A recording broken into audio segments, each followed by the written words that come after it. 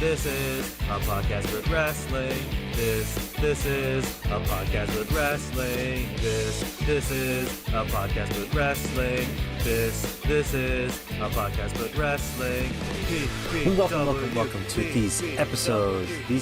This final episode of the New Japan Cup 2023. We're going to go through the quarters, we're going to go through the semis, we're going to go through the finals, and we're also going to go and have a look ahead at Sakura Genesis and all the storylines that have been happening so far. Just a quick little intro. I know the release of the podcast has been erratic. It will continue to be erratic until I can figure out a schedule, but for now, I'm just glad I'm releasing episodes, and I've gotten to episode 4. So I'm excited to see what happens next after these couple of shows. Can't wait for Sakura Genesis now that I'm recording this intro at the end of March, and we'll throw it back. We'll throw it right to me when I'm talking about the next matches that I haven't spoken about yet. Okay, let's go. Send it. All right, we're gonna kick things off with Mark Davis versus Evil. As mentioned in the previous podcast, there was a lot of build from the Jeff Cobb versus Evil match all the way to this. So this is where the interesting part of wrestling comes in. This is why I wanted to make this podcast, was because the storylines in wrestling plus real life does play into an integral part of what the build becomes and what the following matches within stories come from. And because this is a tournament arc and this has become such a big deal for Japan, it's just a new, the way that they want to tell the stories through the tournament, they have to keep the show going. So they have to find Evil an opponent. They can't just say there's two wrestlers, one gets injured, and they just kind of forget the storyline from there on. No, they have to keep going and they have to figure things out. So with this Mark Davis match, we can kind of see everything come together in this moment. So Evil calls out Mark Davis at the beginning of the match and calls him a loser. Davis comes out with a suicida out of the ring and goes hard at Evil afterwards.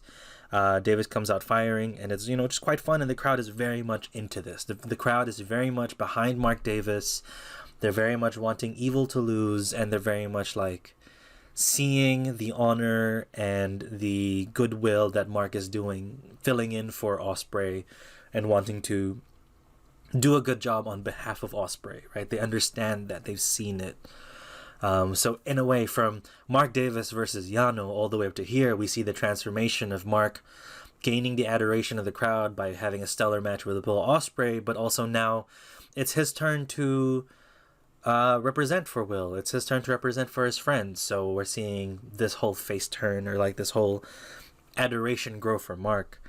Let's see. Mark Davis comes out firing, like I said. Chaos further ensues with the House of Torture and the United Empire coming out to brawl. Everyone seems to be getting thrown out of the match, and everyone seems to be taking on Mark's side. So the crowd really, really behind Mark, with him especially entering the ring. He's thrown directly into the corner. I usually take notes, but I put my phone down and watched this, seeing Davis turn face organically against Evil. It was so fun. The breakdown when Marty passes out, Ospreay coming out to lead out the Empire, and also Okan handcuffing Togo, for revenge was really cool. And just watching the Empire thrive and Mark getting the victory to a stellar pop, the crowd was so into it, and it was so cool to see. This was exactly what sports entertainment was supposed to be. This is exactly what you're after if you're a company trying to book things happening. So seeing this growth and seeing again, Mark came out as a heel against Yano, typical Western heel, white guy heel, comes out and just terrorizes Yano and just does all the bad stuff and tries to be brutal and plays in a part. Then he gains the crowd's adoration through tearing it up with Ospreay and trying to win and putting all of his heart out, making sure that he shows himself. And then the magic of Evil and House of Torture and the way that they've built themselves as the lying, cheating son of a guns that constantly win because they're cheating. Evil won because they cheated against Jeff Cobb. Evil has been terrorizing people because House of Torture keeps interfering in matches. And to see the crowd be into the House of Torture finally getting their comeuppance, that was like the perfect mix with Mark Davis. So in all fairness, like I think this was genuinely one of the matches of the tournament because of everything that has culminated to this point. We're gonna talk about it later in this pod, but Mark Davis's next match doesn't hit as hard, but it does show that they're there. It does show that he's brought a lot of eyes and people want to see and want to cheer for him, right? He turned this situation where he accidentally hurt his friend and hurt his stablemate into one where they can continue making more money. They can continue with a different storyline down the road, depending if they want like Mark to be in the G1 or if Ospreay kind of has like internal struggles because he's the one they had injured, etc. Like there's a lot of things that they can build from this, and it was all organic, all because Ospreay was accidentally injured, right? And no, I'm not going to say that it was a good thing that Ospreay is injured. It's never a good thing for a wrestler to be injured, but this is just like the silver lining, or like the silver lining in pro wrestling, where you can see that they can just carry on and take the energy of something new and make it better from what the previous plans were. So they turned Ospreay's injury, which would have been like a really big downfall, into something magical and something awesome. So I do suggest that you go into this match, or actually just watch this show, because this show was really good in terms of seeing these matches back to back. We'll move on now to Naito versus Sanada. This was a big one. This was a big one. I can't say how big this was. This was an interesting one that broke me. I'm gonna say it out loud. I'm gonna say it broke me in terms of how I thought things were gonna be booked and how things were going. So let's just jump into it. Naito has been winning with what they call a flash pin, and Sanada has been winning with that new DDT with both of their matches so far. So it's interesting to see what will happen tonight in this match. Tranquilo fake out into a drop kick is always good. It's very fun to see like the baseball drop kick dodge. Then he does the baseball drop kick again and does the little roll up and does his pose.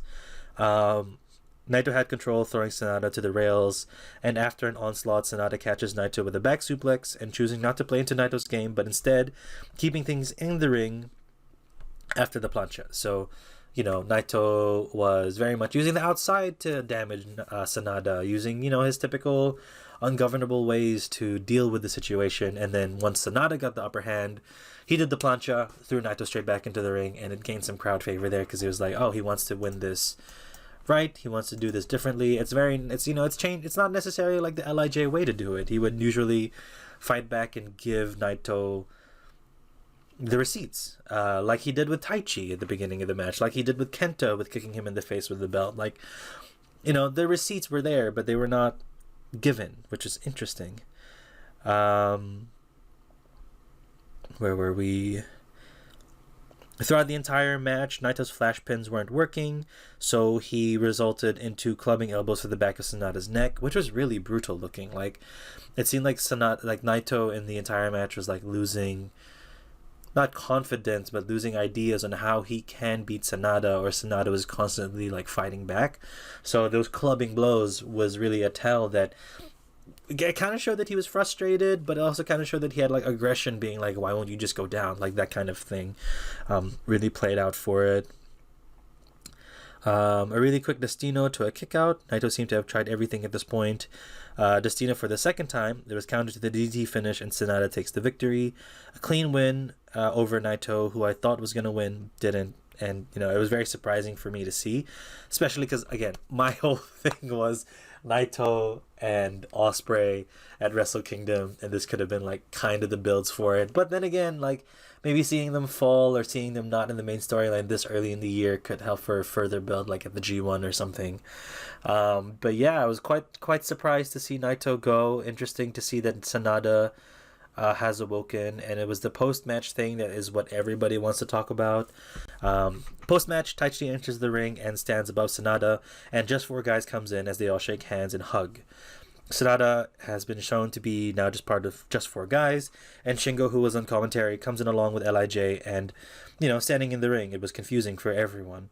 Sanada announces to the crowd that he isn't in LIJ because he hasn't gotten anything from them. He hasn't gained anything, or he has nothing to gain anymore. And he's going to take the 5 guys, and they're going to go to the top, take them to the top, and change the state of professional wrestling in New Japan. Sonata also telling LIJ to get out of his ring, which was just a little like pop from the crowd, like, oh shit, like he's actually being serious. Oh, like he's being like different now, like he's changed. And Sonata, I assume, is now the leader of Just 5 Guys, considering his wins and where he is at the tournament and what he's doing. So that was quite fun.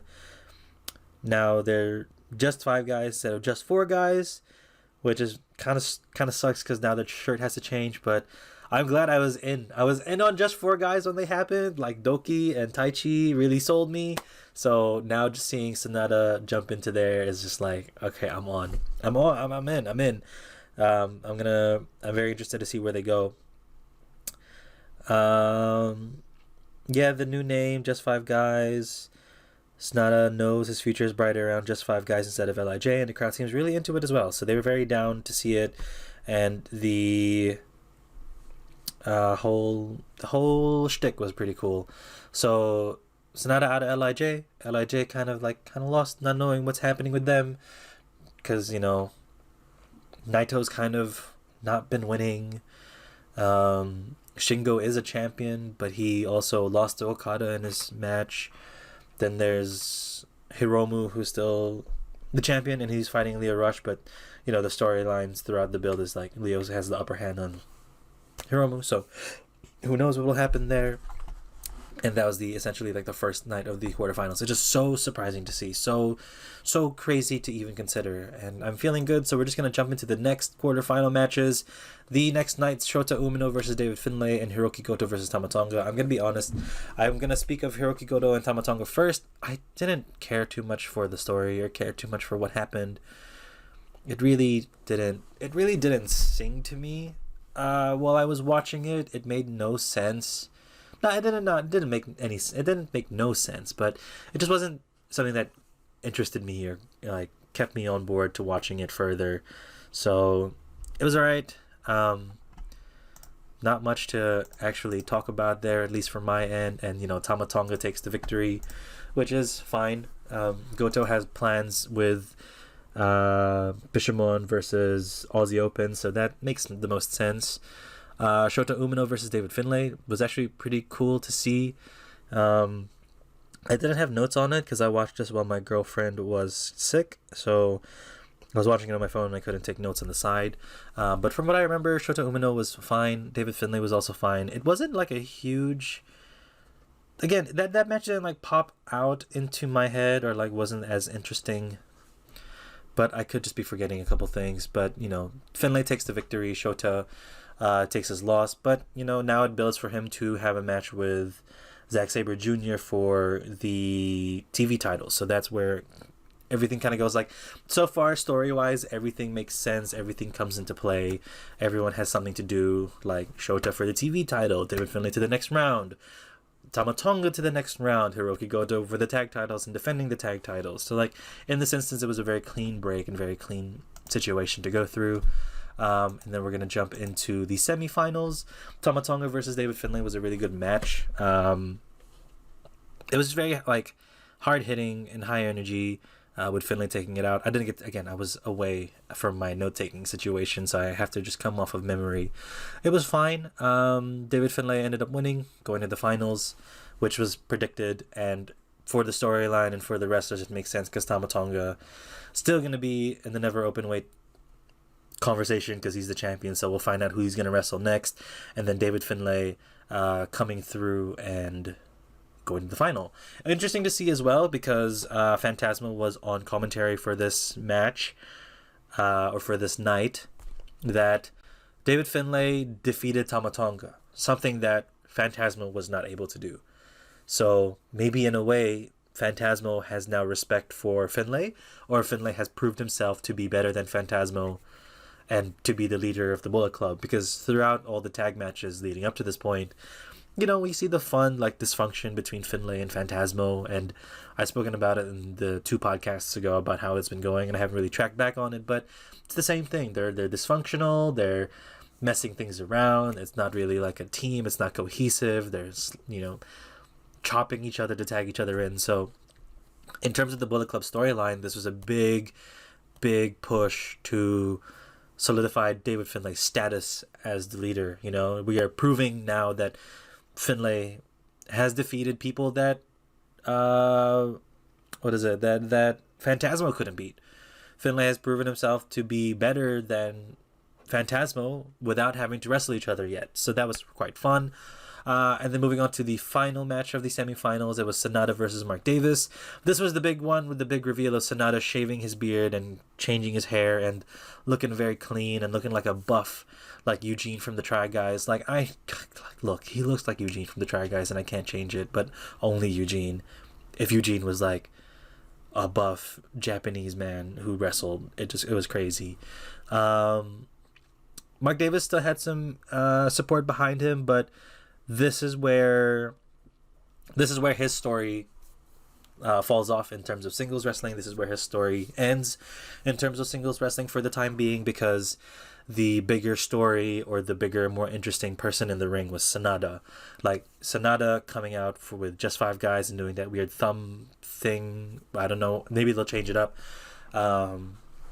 Was the bigger story. Like, it was way more interesting. It was way more surprising to see him change, and the way that Sanada is becoming a leader for just 5 guys and becoming the star rather than being one of Naito's soldiers has essentially changed what the feeling of New Japan is now, or like what his feeling as a person is, like, or as a wrestler is. Like, there's a sense of taking control, but there's also a sense of risk now, where the words that he says needs to be followed up by the actions that he wants. Like, he mentioned a lot about wanting to change the landscape of professional wrestling in Japan, or in New Japan, and every win from here on out is going to be very much key to make sure that his words and his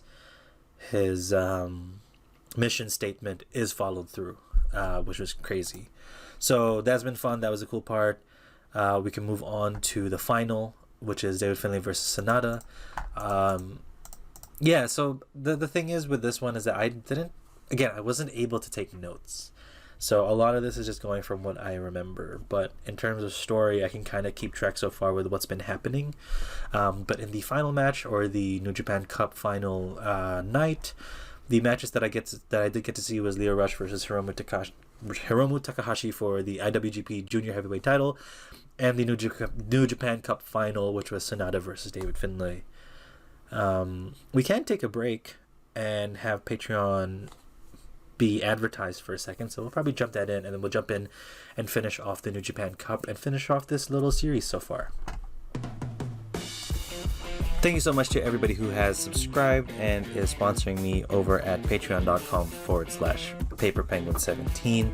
I do appreciate the support there, and I do just want to highlight that all of the work that I'm doing, whether it be on Twitch, paperpenguin17, the YouTube main channel, Instagram, or TikTok, all of that's being supported by everyone on Patreon and the lovely people who are there. So please consider helping out if you can, and we're going to send you right back into the video, or right back into the podcast.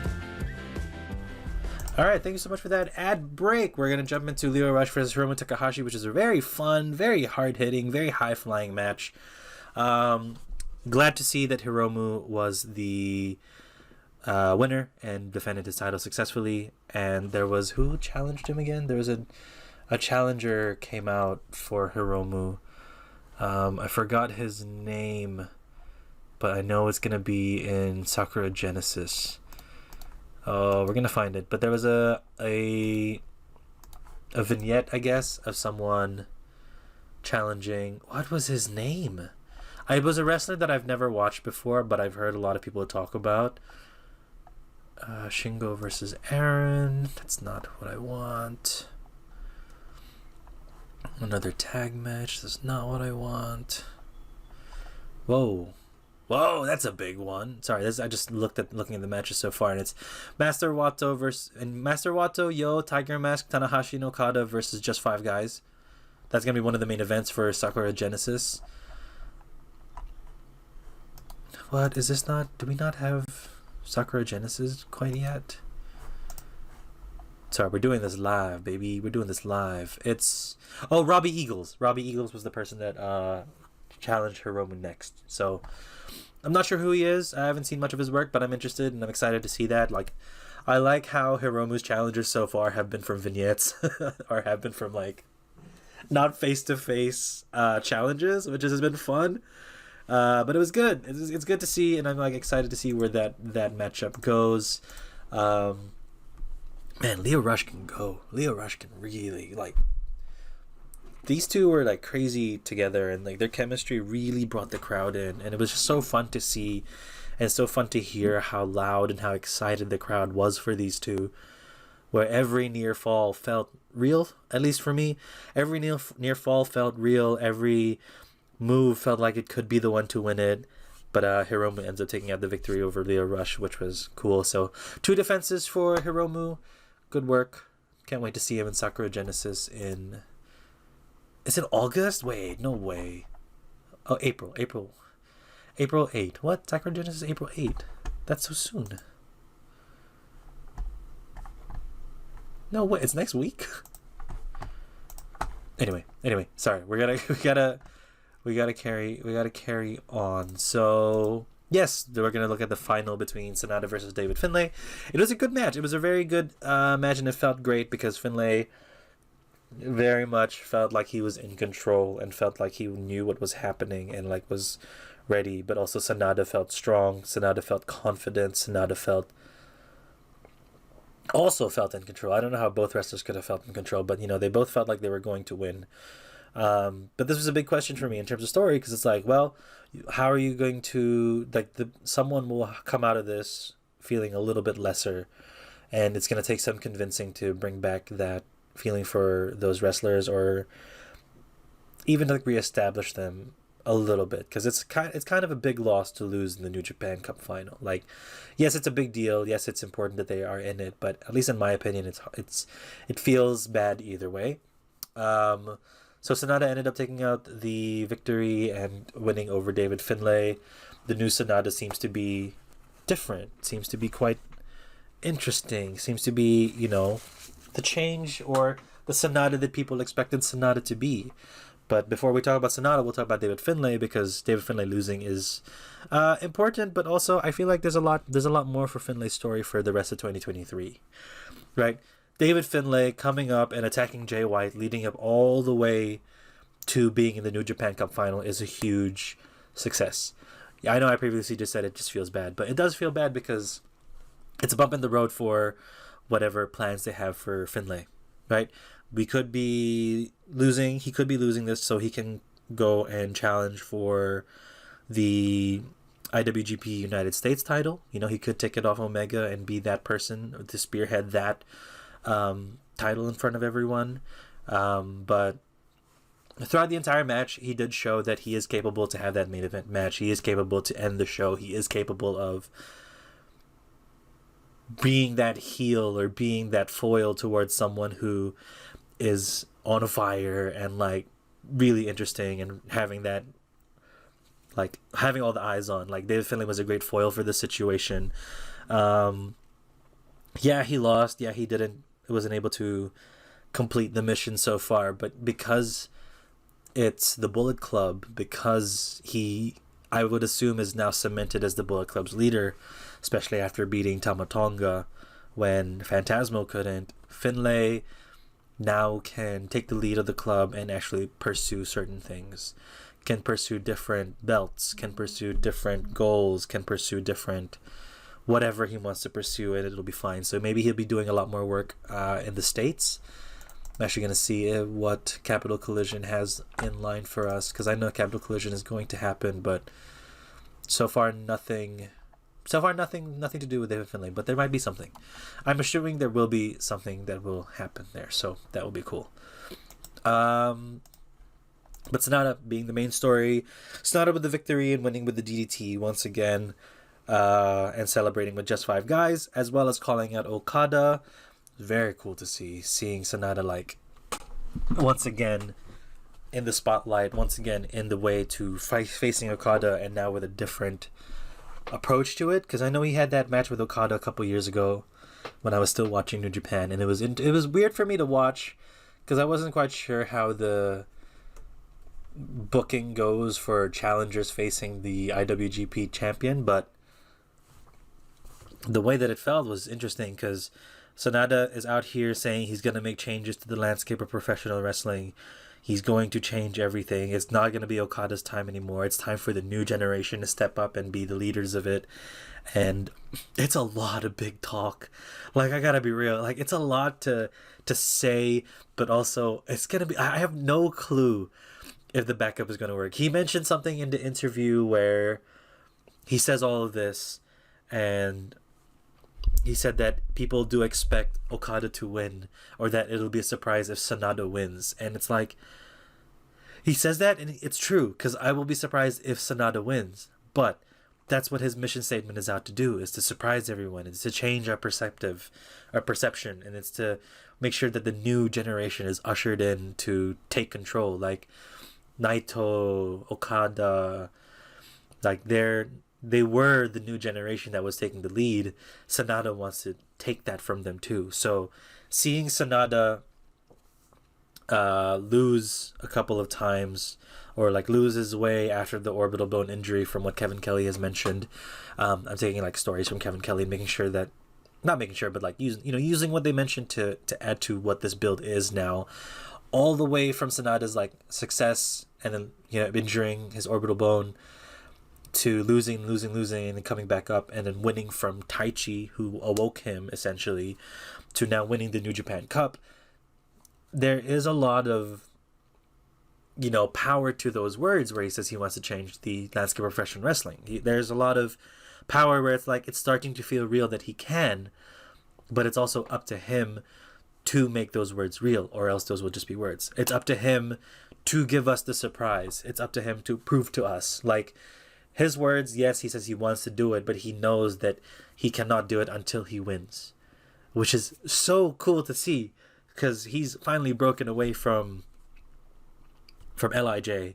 He's finally shown himself in a group. He's finally shown himself to be the leader. And is it too soon for him to win the title? I don't know. Maybe he needs to learn more on what it is to be like a leader for a stable, and he needs to figure out a little bit more on what it is to change the landscape of professional wrestling. Because from what I understand, Sanada is a soft-spoken, like, not even soft-spoken, but like, he's someone who doesn't speak too often, someone who keeps to himself, and someone who just like makes sure that the world watches him wrestle. Now that he's speaking, now that he's a spearhead, now that he's out here wearing a suit to interviews and doing all the media stuff, is this now finally time for things to be shaken up? Right? Will Okada's, because they mentioned something of Okada being the Rainmaker and coming in and ruining Tanahashi's, not ruining, but like defeating Tanahashi. Is this Sanada's time to defeat Okada? Is Sanada ready for the final boss of professional wrestling, as Kevin Kelly put it? Like, all of this build so far really puts so much it puts so much emphasis that Sanada needs this win to change things up and to like put question marks on what's going to happen to professional wrestling in New Japan. Or will everything just go as per usual, and Okada will carry on his reign, and Okada will like keep doing his stuff, right? I'm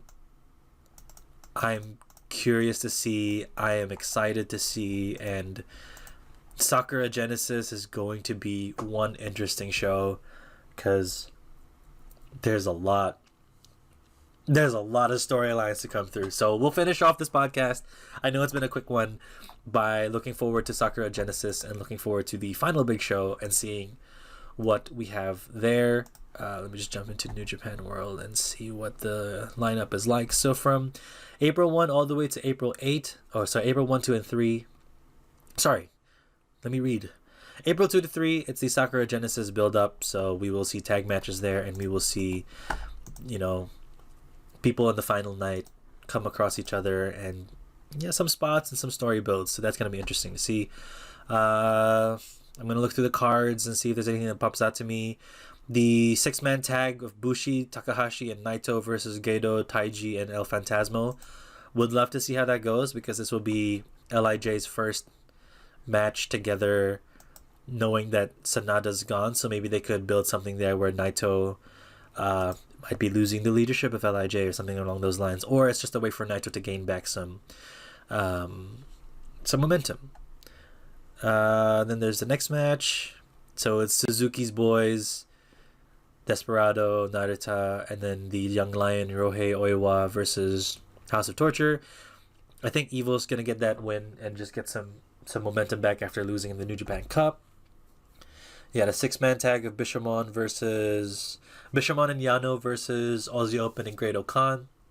Just, more build, more tension for the tag title match. Bolton Oleg's debut match. This is literally Bolton Oleg's debut match. Like, this is billed as being Bolton Oleg's match, so he might be the one to win. Bolton Oleg, Taguchi, and Shota versus... Oh my god, what's his name? What's his name? I have it written down. Ichiban Sweet Boy, Kosei Fujita, Robbie Eagles, and Zack Sabre Jr. Because, Robbie Eagles did in the vignette show that he is part of TMDK now. So that's going to be fun.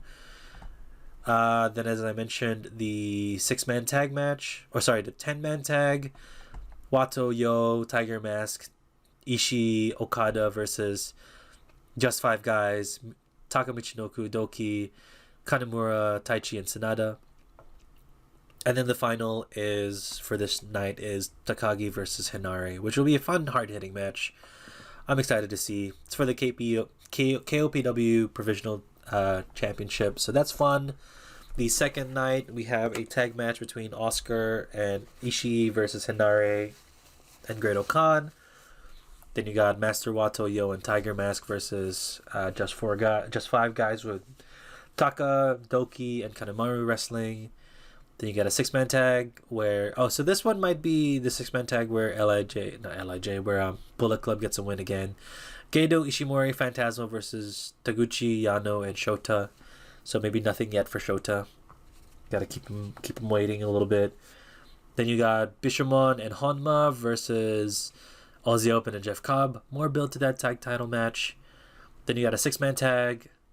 Hiromu, Shingo Takagi, and Naito versus TMDK, Kosei, Robbie, and Zack Sabre Jr. So, whoever loses the previous night will win this night probably. Then a special tag match of Taichi and Sanada, Just 5 Guys versus Tanahashi and Okada. That's going to be crazy. Crazy to see. I'm curious to see where Taichi fits into all this and how he's going to play a role, but maybe Taichi will take the loss for Okada. We'll see. Or the build might be Sanada beats Tanahashi in this match or pins Tanahashi in this match. So curious to see. And the final match of this show is never open weight 6-man tag. So Narita, Desperado, Suzuki versus Sho, Yujiro, and Evil. Don't know where this is going to go. This might lead to the Suzuki boys dropping the titles back to the House of Torture so Minoru can go for Kenta. This might be a Kenta Minoru build for Capital Pro. What is it? Not Capital Pro. What's this show called? I don't have it. Oh well. But that could be the build. It could be Suzuki just challenging for the NJPW strong title. So maybe not. Who knows? Then the final show or like the send off show, you have a Shinichi Champion Grand Prix Celebration 6-man tag team match, and participants will be revealed when they make their entrance. So I don't know what this is. Sounds fun. Sounds interesting.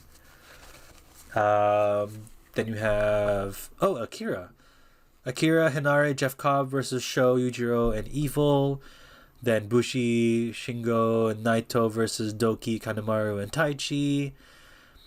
Master Wato. Hikuleo's back. Cool. See him wrestling again versus Tamatonga versus Phantasmo, Kenta, and Finlay. So this might be the build next. Because, it is the build. Because David Finlay beat Tamatonga. So I think he's going to go for the never openweight title. What am I talking about?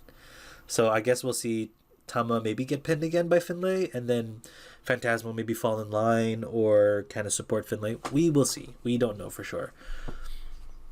Maybe Wato gets pinned. Just looking at the situation, maybe Wato will get pinned. Moving on, we have the triple threat tag. It's the triple threat match for the IWGP Women's Championship. Mercedes Moné versus AZM versus Hazuki. I don't know who AZM and Hazuki is, but excited to see. I'm excited to see more of them in these shows, and maybe I should watch Stardom at some point. But watching New Japan right now is enough, and it's too much for me to keep up with. So we'll see. So that triple threat's gonna be cool. Then we have, it's actually a pretty good card because now you have Zack Sabre Jr. versus Shota Umino for the NJPW World TV Championship. So that's gonna be fun. We'll see if Shota can actually step up and win the belt, or if Zack will continue his reign and fighting more young boys and fighting more of the young people to see if they can step up to him. Then we have, wow, it actually is a good card. So you have Bishamon versus Aussie Open next for the tag titles. Very cool to see. I think with the way that Mark Davis and Kyle have proven themselves in the New Japan Cup, or have gotten that energy in the New Japan Cup, they may take this through. But we'll see. Well, again, we'll see. I feel like the energy with Mark Davis there is that he might be the one to win the match for them. Then you have the IWGP Junior Heavyweight title match, which is the penultimate match of the night. Hiromu Takahashi versus Robbie Eagles. I think that's just going to slap. I feel like I've heard that Robbie Eagles is a great wrestler. I've heard a lot of good things. So, I don't know. It's going to be a banger. Not much build there, but exciting. And then finally, you have Okada versus Sanada for the IWGP World Heavyweight title match. We will see how that goes. I am excited to see what's going to happen because the final boss of professional wrestling, the man of professional wrestling, Kazuchika Okada versus the new face, the new boy, the new leader of the new stable group, Sanada. Like, that's crazy to me. I'm excited for that. So we'll catch you guys again after all the Sakura Genesis shows. I think the plan will be, we could do 3 episodes, or we could do 2 episodes of the build and 1 episode of the final. We'll see how it goes. We'll see if I'm able to watch it live and like keep up with it. But whew, boy, it's all happening, it's all going, and it's all exciting. So I'm excited. And that's pretty much it for this podcast. Pretty much this for this episode. Thank you all who have watched and listened and have followed me throughout this journey of the New Japan Cup so far. Technically, it's not over, as the New Japan Cup winner needs to take on Okada. So we will see how that goes. Catch me more on YouTube, Paper Penguin 17.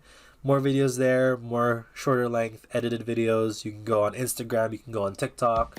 This is Paper Penguin 17, and more stuff here in Jumbled Radio Online, or listen to this podcast on Spotify. Just search up Podcast But Wrestling and find the little penguin dude who looks like a dinosaur. That's me. That's my boy. When that's the end of the show. I appreciate everyone who listened. I appreciate everyone who watched. Give me your thoughts in the comments. Give me how you're feeling about the storylines there. I would like to have some discourse, have some conversations along this. But for now, thank you so much for listening, watching, however you're partaking in the show, and I will catch you guys again next time for Sakura Genesis. Bye!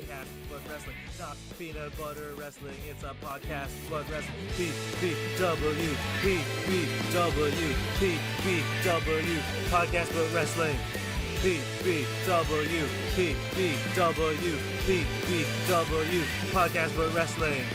Not peanut butter wrestling, it's a podcast, but wrestling. Not peanut butter wrestling, it's a podcast, but wrestling. Not peanut butter wrestling, it's a podcast, but wrestling. Not peanut butter wrestling, it's a podcast, but wrestling. This is a podcast, but it's wrestling.